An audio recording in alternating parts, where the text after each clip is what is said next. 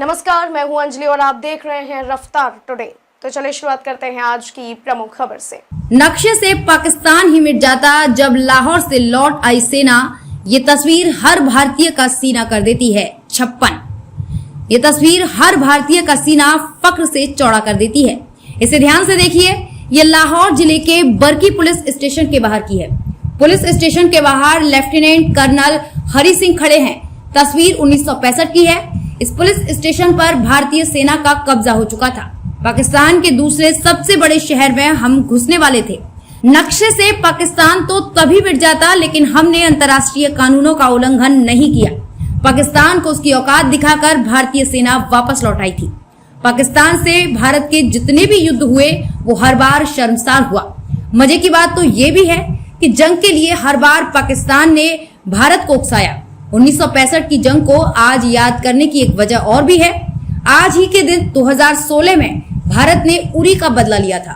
भारतीय सेना ने सर्जिकल स्ट्राइक कर 11 दिनों में पाकिस्तान को जवाब दिया था। अपने 18 जवानों के खून का बदला लेने के लिए हम पाकिस्तान में घुस गए थे। यहाँ भारतीय सेना ने आतंकी ठिकानों को कब्रगाह बना दिया था। 1965 में भी पाकिस्तान को भारत को छेड़ना बहुत महंगा पड़ा था। वो कश्मीर के चक्कर में अपना वजूद गवा देने वाला था। भारत और पाकिस्तान में अब तक हुई सभी जंगों के पीछे जम्मू कश्मीर वजह रहा है। 1965 में भी इसी को लेकर पाकिस्तान ने अगस्त में गीदड़ों की तरह बिना कुछ बोले मोर्चा खोल दिया था। 1 सितंबर को जम्मू के नजदीक अखनूर सेक्टर में पाकिस्तान ने हमला कर दिया।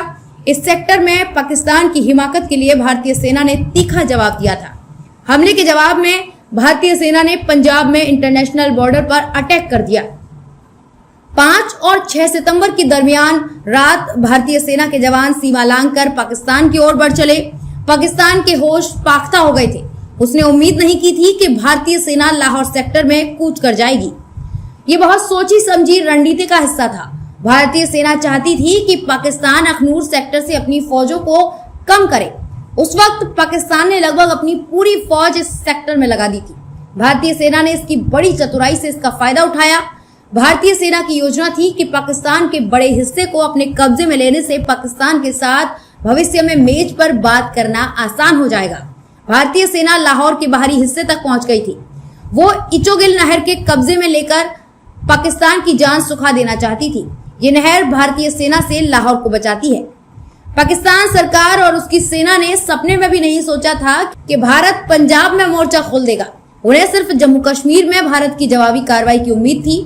ऐसे में जब 6 सितंबर को पाकिस्तान पर हमला हुआ तो उसकी सेना हक्की बक्की रह गई। हम पाकिस्तानी में उसकी छाती पर खड़े थे। इस समय तक पाकिस्तान पूरी तरह नर्वस हो गया था। उसकी सेना के हाथ पांव फूल गए थे। भारतीय हमले को रोकने के लिए लाहौर सेक्टर में पाकिस्तान सेना को तुरंत भेजा गया। अखनूर फ्रंट से फोकस हटाकर पाकिस्तान की एयरफोर्स लाहौर सेक्टर की तरफ चल दी।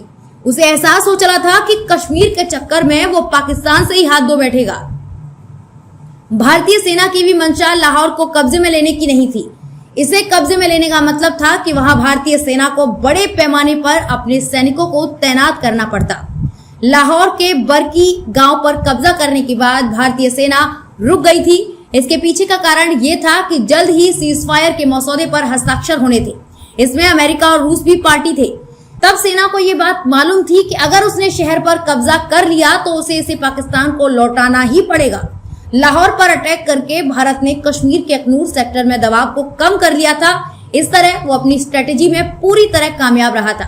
23 सितंबर को जब ये जंग खत्म हुई तो पाकिस्तान नुकसान में रहा। लाहौर सेक्टर में भारत के हाथों पाकिस्तान 360 वर्ग किलोमीटर क्षेत्र गंवा चुका था। पाकिस्तान को सिर्फ खेमकरण के पास एक छोटा सा हिस्सा अपनी झोली में ले जाने का फायदा हुआ था। खबरों में अब तक के लिए बस इतना ही। मिलते हैं फिर ऐसी ही बड़ी खबर के साथ। तब तक के लिए नमस्कार और देखते रहिए रफ्तार टुडे।